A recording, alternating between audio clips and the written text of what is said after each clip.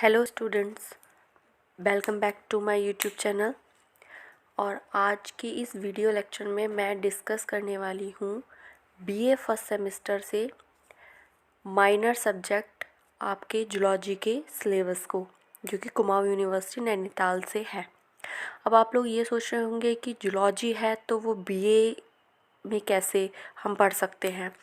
तो स्टूडेंट, शायद आप लोगों को पता नहीं है कि जो न्यू एजुकेशन पॉलिसी 2020 आई है उसमें बहुत सारे चेंजेस हुए हैं एग्ज़ाम पैटर्न को लेकर, सब्जेक्ट पैटर्न को लेकर। तो उसी के अंडर अब ये उसमें ऐड किया गया है कि बीए स्ट्रीम से जो बच्चे हैं वो एक सब्जेक्ट बीएससी का भी पढ़ेंगे माइनर सब्जेक्ट के रूप में। तो चलिए स्टूडेंट्स, हम आपके सिलेबस के बारे में थोड़ा सा समझ लेते हैं। तो स्टूडेंट्स, जो आपका पेपर का नाम है वो है एनवायरमेंटल साइंस और बेसिक्स कॉन्सेप्ट ऑफ इकोलॉजी। पहले पार्ट एनवायरमेंटल साइंस है, जिसमें एनवायरमेंटल साइंस का इंट्रोडक्शन, डेफिनेशन, एनवायरनमेंट के बारे में, उसके प्रिंसिपल्स, स्कोप्स और एटमॉस्फेयर, जो एटमॉस्फेयर है उसके सारे स्ट्रक्चर, कंपोजिशन, इनके लेबल्स के बारे में, इन सब के बारे में दिया हुआ है। सेकंड है आपका इकोसिस्टम। इकोसिस्टम क्या होता है स्टूडेंट? इकोसिस्टम एक ऐसी कम्युनिटी को हम कहेंगे जहाँ लिविंग ऑर्गेनिज्म एक दूसरे के साथ इंटरेक्ट करते हैं।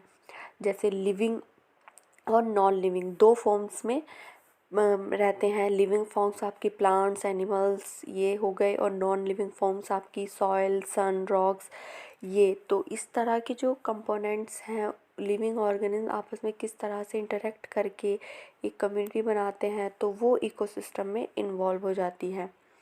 इसी में ही आपके आगे इकोसिस्टम में इम्पॉर्टेंट टॉपिक भी दिए हुए हैं, लाइक आपका एनर्जी फ्लो हो गया, फूड चेन, फूड वेव, ये सारे जो टॉपिक हैं एग्ज़ाम के पर्पज़ से भी इम्पॉर्टेंट रहते हैं। और आपके जो इकोसिस्टम होता है, आपने जैसे जलीय पारिस्थितिकी तंत्र के बारे में पढ़ा होगा, ग्रासलैंड, डेजर्ट, इन सब के बारे में आपको पढ़ना है इसमें।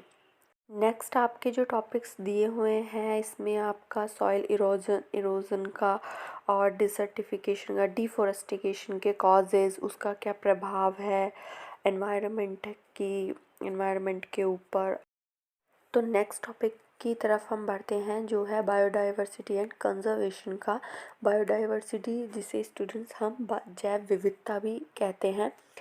जैव विविधता जैसे स्टूडेंट जहाँ की जो स्पीसीज़ होती हैं, जो जातियाँ होती हैं, उनमें विभिन्नता हमें देखने को मिलती है।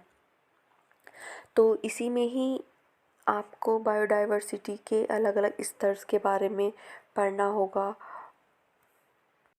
और स्टूडेंट, इसी में ही आप आगे आपको बायो कंजर्वेशन ऑफ बायोडाइवर्सिटी यानी जैव विविधता के संरक्षण के बारे में पढ़ना होगा। इसमें दो तरह से संरक्षण के बारे में आपको पढ़ना है, इन सिटू कंजर्वेशन और एक्स सिटू कंजर्वेशन। दोनों ही एग्ज़ाम के लिए काफ़ी इम्पॉर्टेंट है।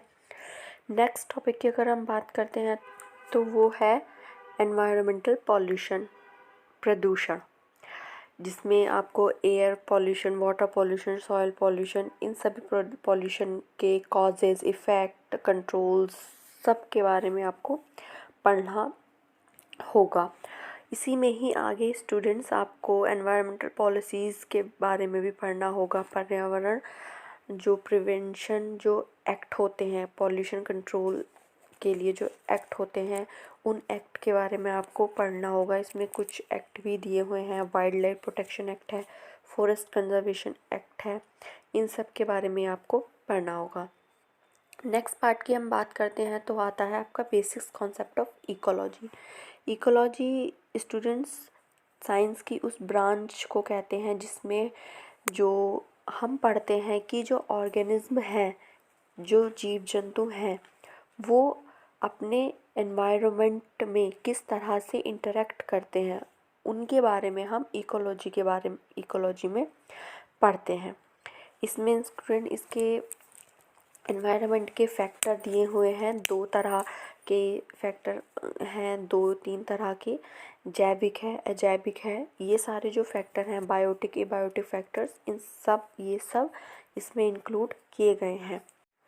और इसमें ही आपके जो पिरामिड ऑफ नंबर्स, बायोमास और एनर्जी का जो पिरामिड है वो सब आपको पढ़ने हैं। फूड चेन, खाद्य श्रृंखला, खाद्य जाल, इन सब के बारे में आपको पढ़ना है।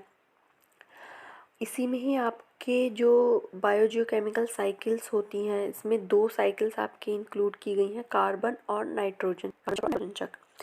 इनके बारे में आपको पढ़ना है। आगे आपका जो लास्ट टॉपिक है वो है आपका पॉपुलेशन से, पॉपुलेशन की डेफिनेशन, कैरेक्टरिस्टिक्स, इन सब के बारे में आपको पढ़ना है। और फिर इसमें कुछ टॉपिक्स दिए हुए हैं कि जो ऑर्गेनिज्म हैं वो आपस में किस तरह से रहते हैं, जैसे म्यूचुअलिज्म हो गया, प्रेडेशन हो गया, कंपटीशन है, प्रतिस्पर्धा और पैरासाइटिज्म, इन सभी के बारे में आपको पढ़ना है। तो स्टूडेंट्स, आई होप कि आपको आपका सिलेबस समझ में आ गया होगा और आपके सिलेबस से ही कुछ इम्पॉर्टेंट क्वेश्चंस आपके एग्ज़ाम के लिए मैं आपको यहाँ बता रही हूँ, जो आप अगर इनका क्विक रिवीजन भी अगर आप कर लोगे तो आप अच्छे मार्क्स स्कोर कर सकते हो एग्ज़ाम में। तो आप ये कुछ क्वेश्चंस हैं यहाँ पे आप देख सकते हैं, तो आप इनको अच्छे से इनका क्विक रिवीजन करके जाइएगा आपके एग्ज़ाम के पर्पज़ के लिए। Okay students, thank you, keep learning.